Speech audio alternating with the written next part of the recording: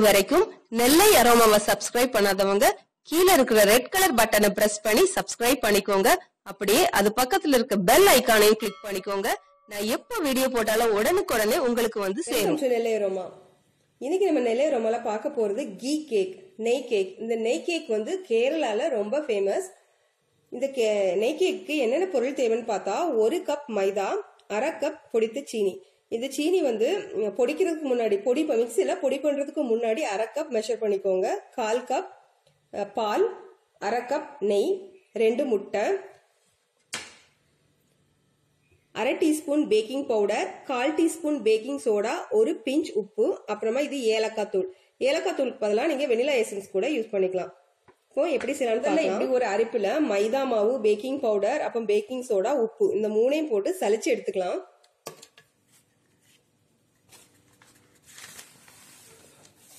அப்புறமா இந்த முட்டையோட மஞ்சள் கருவையும் வெள்ளை கருவையும் தனித்தனியா பிரிச்சு எடுத்து வச்சுக்கோங்க. இப்போ நம்ம இன்னொரு பவுல் எடுத்து நம்ம எடுத்து வச்சிருந்த அந்த வெள்ளைக்கரு அதை போட்டு இதை நொர பொங்க அடிச்சு எடுத்துடலாம்.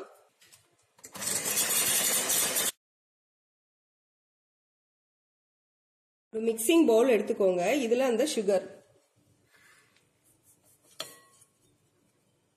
இந்த சுகர் கூட நம்ம எடுத்து வச்சிருக்க அந்த 1/2 கப் நெய்,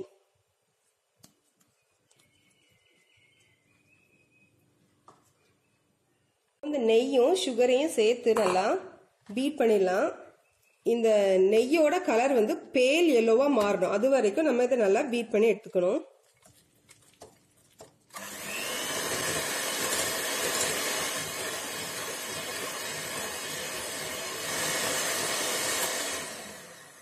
இப்படி நெய்யும் சுகரும் நல்லா சேர்ந்ததுக்கு அப்புறமா இந்த முட்டையோட மஞ்சள் கரு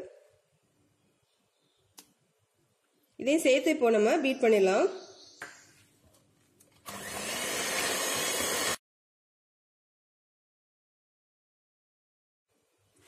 இப்போ இந்த பீட்டர் வந்து இனிமேல் தேவைப்படாது. இதை எடுத்துடலாம். இதை எடுத்துட்டு கூட நம்ம அரைச்சு எடுத்த அந்த பேக்கிங் பவுடர் போட்டு அரைச்சு எடுத்த மைதா அதை சேர்த்துடலாம்.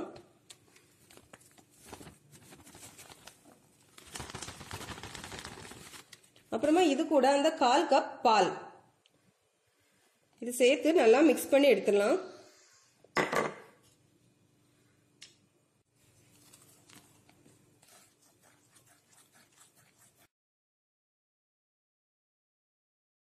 இப்போ இந்த மாவை மிக்ஸ் பண்ணி எடுத்தாச்சு. கடைசியா இது கூட கொஞ்சம் ஏலக்காய் தூள் போட்டுடலாம். அப்பதான் நல்லா வாசமா இருக்கும்.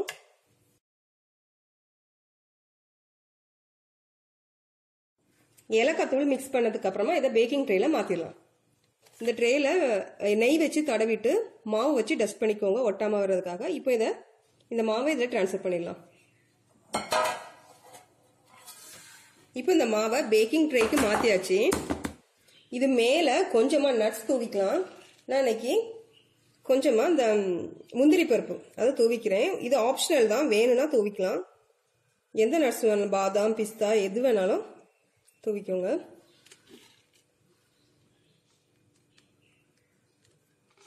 சரி, இப்போ இதை நம்ம பேக் பண்ணிட்டு வந்துடலாம்.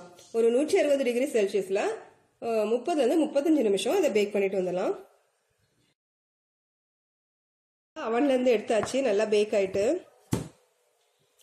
கண்டிப்பா இதை ட்ரை பண்ணி பாருங்க, ரொம்ப டேஸ்டா இருக்கும். இந்த கேக் வந்து பேக் ஆகும்போது வீடே கம கமனு வாசமா இருக்கும். அது மட்டும் இல்லாம கீ போட்டிருக்கிறதுனால ரொம்ப டேஸ்டா இருக்கும். நல்லா ஹெல்த்தியானது கூட. இந்த வீடியோ பிடிச்சிருந்தா லைக் பண்ணுங்க, ஷேர் பண்ணுங்க. நெல்லை அரோமாவுக்கு சப்ஸ்கிரைப் பண்ணுங்க. தேங்க்யூ.